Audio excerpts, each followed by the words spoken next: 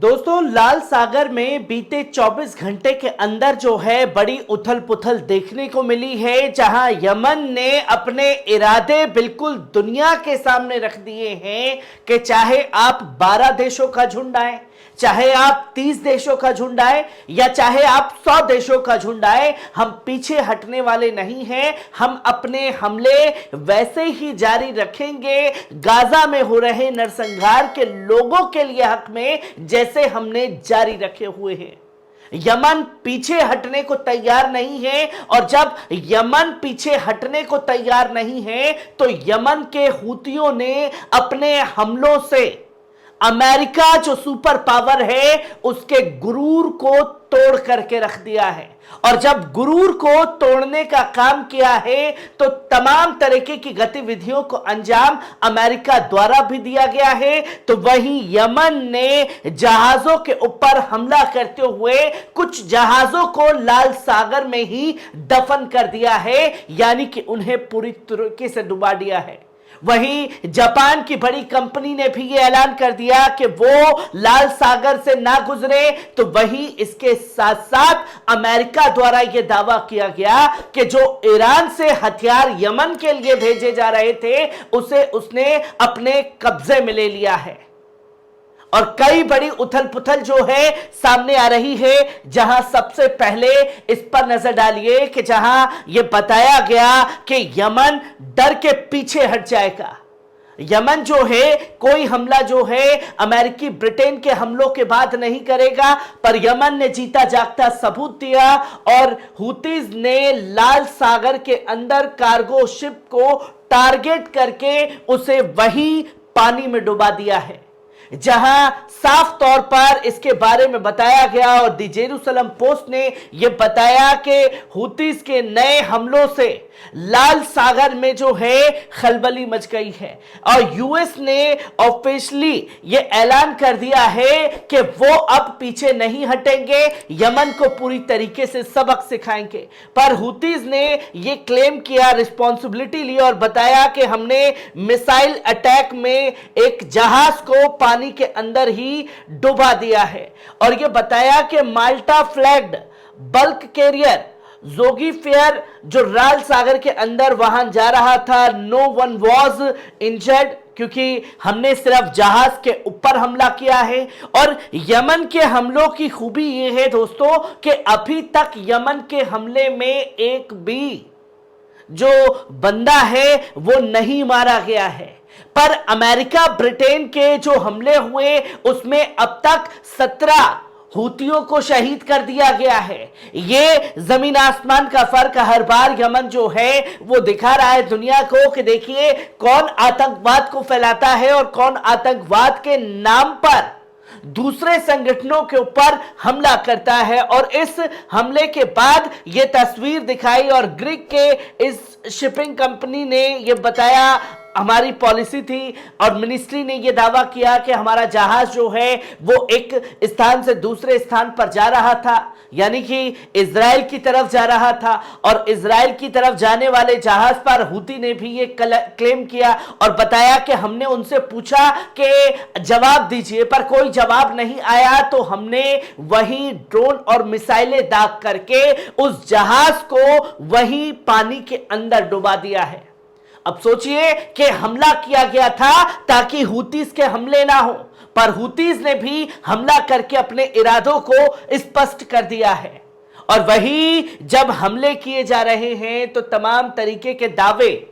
America द्वारा भी की गए, जहां अमेरिका ने यह क्लेम किया कि ईरान की तरफ से जो हथियार भेजे जा रहे थे उसको हमने अपने कब्जे में ले लिया है। यूएस नेवी ने एक जहाज को पकड़ा है और लास्ट वीक जो है 11 जनवरी का खुलासा किया, और 11 जनवरी के बाद आज 16 जनवरी को यानी कि कल उन्होंने ये बताया कि हमने ईरान से जो हथियार भेजे जा रहे थे उसे अपने कब्जे में ले लिया है।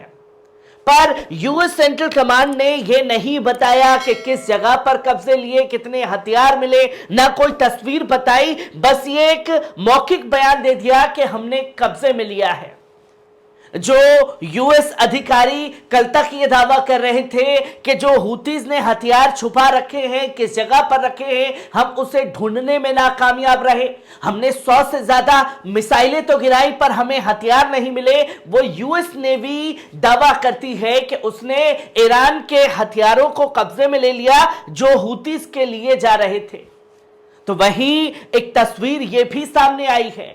जहां 12 देशों का झुंड तो बना ही हुआ था। 12 देशों में 10 ने अपनी छटनियां कर ली, 2 देश जो है अलग हो गए, बचे 10 देश जो पूरी तरीके से अपनी सेना और पूरी ताकत के साथ जो है यमन के खिलाफ मोर्चा खोलेंगे। पर अमेरिका यहां तक संतुष्ट नहीं है।